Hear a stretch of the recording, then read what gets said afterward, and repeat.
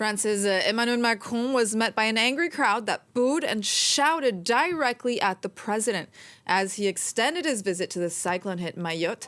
People in the storm-ravaged island implored Macron to do more to help, where a preliminary toll from France's Interior Ministry shows that 31 people have been confirmed killed and at least 2,500 injured so far. But officials warn that realistically, a final death toll of hundreds or even thousands is more likely. The residents of the island face harrowing conditions. They claim that they are missing bare essentials such as water and electricity and have nowhere to go because everything is demolished. Let's take a listen to some of these residents.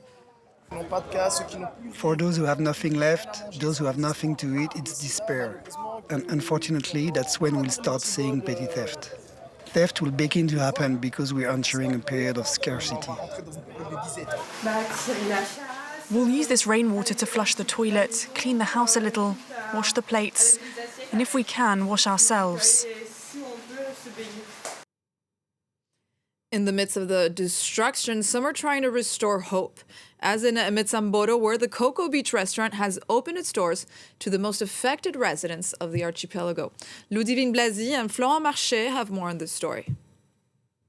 At this restaurant, there are no menus, plates, or bills. There are charging stations, powered by 2 generators. Dozens of people are here recharging their phones and laptops. After Cyclone Chido struck the French island of Mayotte, electricity has become a precious resource. Many people need help. There's no water, no electricity. I met people who are getting hungry. It's getting very critical. It's a good thing we have this place to keep the outside world informed. But if it wasn't for this place, I don't know what we would have done. In order to help as many locals as possible, the restaurant is offering its resources. The generators at Coco Beach run on gas originally intended for tourist boat tours. All unnecessary energy consumption has been cut. To avoid waste, only freezers remain plugged in. It's all about solidarity. Everything is free. It's a place where people come together. People look for comfort. They can drink, eat, work, and children can play on the other side. The restaurant's address is passed on by word of mouth. More arrive by the day. While waiting for government-promised aid, these initiatives are the only way to keep up local morale. For more on this developing story, we're joined here by Renaud Foucart, Senior Lecturer in Economics from Lancaster University. Good day, Mr. Foucart. As the images we've seen that we've been showing, residents of the island of Mayotte have voiced their anger towards French President Emmanuel Macron. They say that they're not receiving enough and that the aid has been slow to arrive. What are the challenges that the president will face for the reconstruction of Mayotte? Mayotte is a department of France, so it is an integral part of France, but at the same time it's a place where what happened was kind of predictable, in the sense that it's a place where there has been some shortage of infrastructure. So there was last year a big crisis of water, so basics such as a clean, drinkable water every day were not ready on a constant basis.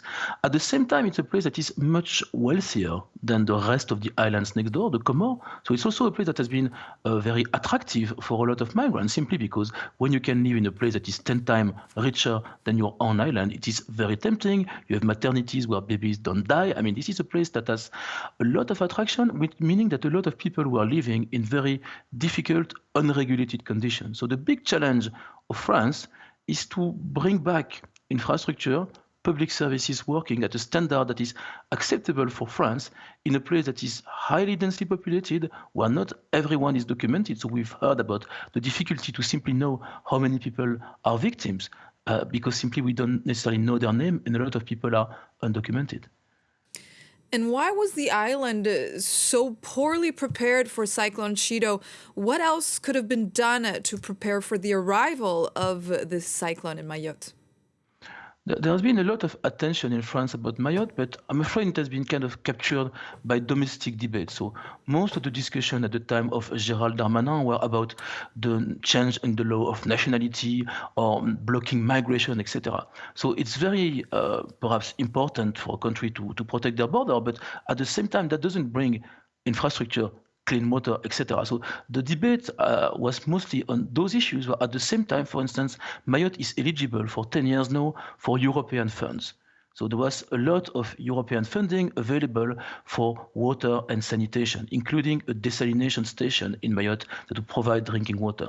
Those things have kind of been abandoned, perhaps because it doesn't resonate that well with domestic European French voters. But in the end, I think the focus right now should be to stop talking points about controlling the right of becoming French or not becoming French, but simply rebuilding, ensuring that people get basics such as insurance. Most people are not insured on their housing, ensuring basic European level standard on the housing that will be rebuilt, and stop doing politics with that. And France's public debt pile grew further in the third quarter. According to the latest official data, what impact can France's economic woes now have on the aid that this island will need to recover? Will it be a national priority?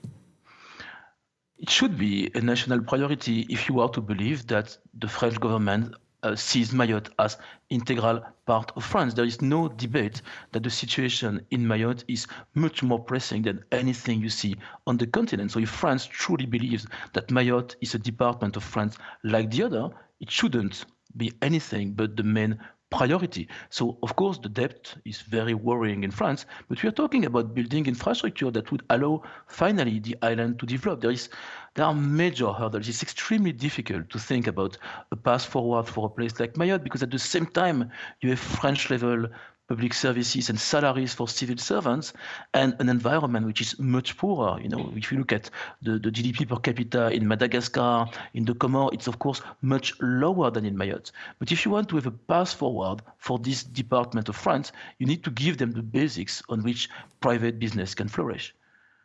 And as you said, French President Emmanuel Macron did say that Mayotte is an integral part of France. He was also heard saying and telling angry islanders of Mayotte something like, you should be happy you are in France. Are these French-level services in reality actually available for all the victims of the cyclone? Well, right now, definitely not, because there is a shortage of water, a shortage of food, so the help should arrive. But there is some truth in the fact that Mayotte is wealthier than the Comores. I mean, everyone goes to Mayotte because, again, if you're a pregnant woman, you prefer your baby to be alive, and so you would want to go there. There is a higher level public of service than in nearby islands. But Macron is completely tone deaf in saying that, because he comes as the person from the continent telling people who are part of France that they should just say thank you, which is of course not something he would say in the continent. And this cyclone in Mayotte has exposed already the fragility of what's been labeled as France's forgotten territory, as the island is already dealing with a migration crisis that saw thousands avoid emergency shelter for fear of deportation. Tell us more about this ongoing situation. So the situation is a situation where you have very, very poor people living next to people who are much wealthier. Everywhere in the world, when this happens, the very, very poor people want to move. I live in England. There's been an obsession for years about stopping the boats of people coming from France to England.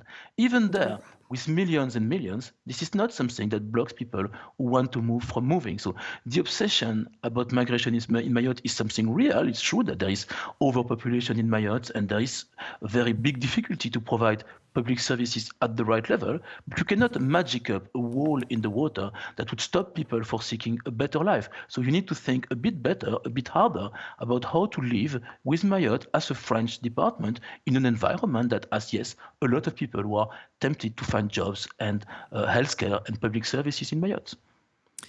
Thank you so much. That was Renaud Foucart for us, Senior Lecturer in Economics from Lancaster University. Thank you.